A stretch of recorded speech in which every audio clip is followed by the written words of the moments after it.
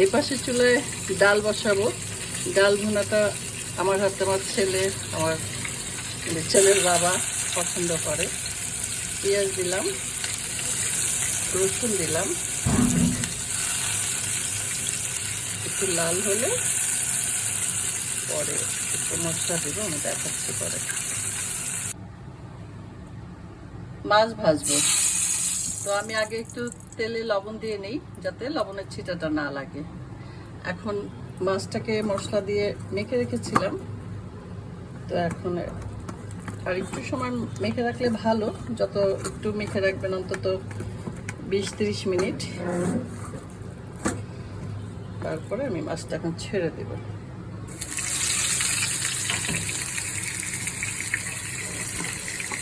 প্রথমে জালটা একটু বেশি থাকবে, দুটো মাছ জায়গা হবে না, আমি একটাই দিই, পরে আরেকটা ভাজি। পরে প্রথমে একটু জালটা বেশি থাকবে, পরে জালটা কমিয়ে দেবো। একটা মাছ ভাজা হয়ে গেছে, এটা নামিয়ে ফেলবো। লইটা মাছ রান্না করব, আমি মাখিয়েই বসাই। পেঁয়াজ দিলাম, একটু হলদি দিলাম, অল্প শুকনো মরিচ দেব কারণ কাঁচামরিচ দেব, লবণ দেব,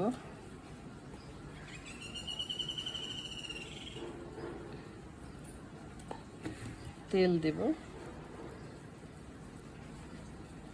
এখন মাখাবো, মাছটাও দিয়ে দিব।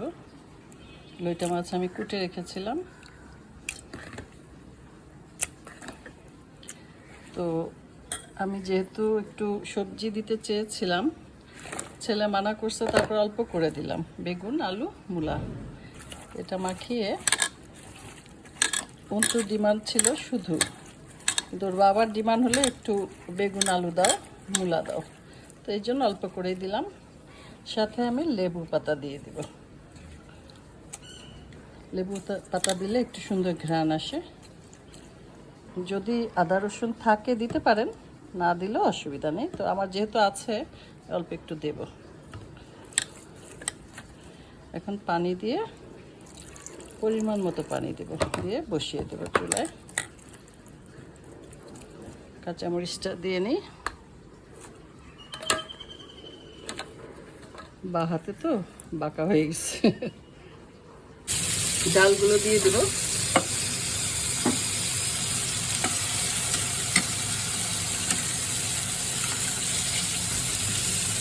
এখন একটু হলদি দেব,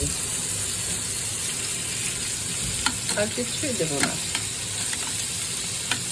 লবণ দিব, একটু কষানো হলে পানি দিয়ে ঢেকে দেব। মাছটা হচ্ছে, দুটো মাছ জায়গা হবে না, দিয়ে ছেড়ে একটা একটা করে দিলাম।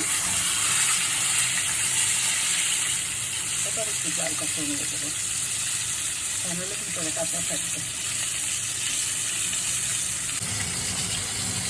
লবণ দিলাম, এবার কাঁচামরিচ দেবো,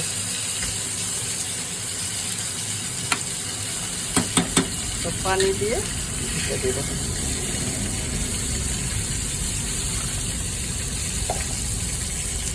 এটা ভুনা ভুনা হবে, জন্য খুব বেশি পানি দেব না, তাহলে গলে যাবে একদম।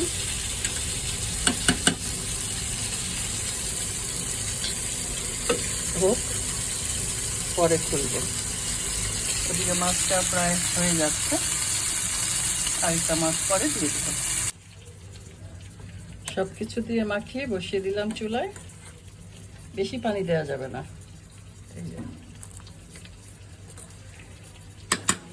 এবার জালটা একটু বাড়িয়ে দেব, একটু পরে আবার কমিয়ে দেব, হতে থাক। আমার লইটা মাছের তরকারি প্রায় শেষের দিকে, লেবু পাতা দিয়েছে, একটা সুন্দর ঘ্রাণ বের হচ্ছে। বাস আমি নামিয়ে দেব, আর একটু শুকালেই নামিয়ে দেব, শেষ রান্না। লইটা মাছের তরকারি রান্না শেষ, একটু পরে খাওয়ার পালা। দেখি একটু খেয়ে কেমন হয়েছে।